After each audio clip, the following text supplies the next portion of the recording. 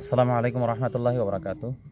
জি প্রিয় বন্ধুরা, আশা করছি সকলে ভালো আছেন, সুস্থ আছেন। তো বেয়াদবি না নিয়ে একটা কথা আমি বলে ফেলছি। আসলে সেটা হচ্ছে, আপনাদের কাছ থেকে আমি আবারও ক্ষমা চাচ্ছি। অনেকে আমাকে বিগত এই 27 রমজান থেকে এই পর্যন্ত অনেকে অনেক ধরনের মন্তব্য করতেছেন যে হুজুর আপনি ফোন ধরছেন না, আপনাকে আমরা পাচ্ছি না, কীভাবে আমরা কি করব।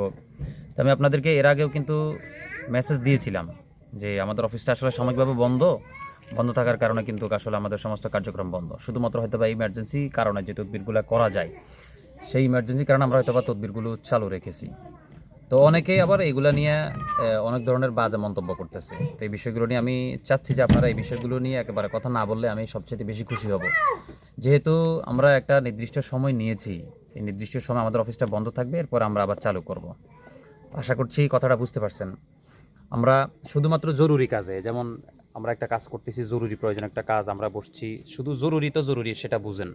তো এটা ছাড়া আপাতত কারোর সাথে আমরা কাজ করছি না বা কোনো সিরিয়ালও নিচ্ছি না, এটা একটু মাথায় রাখবেন আপনারা।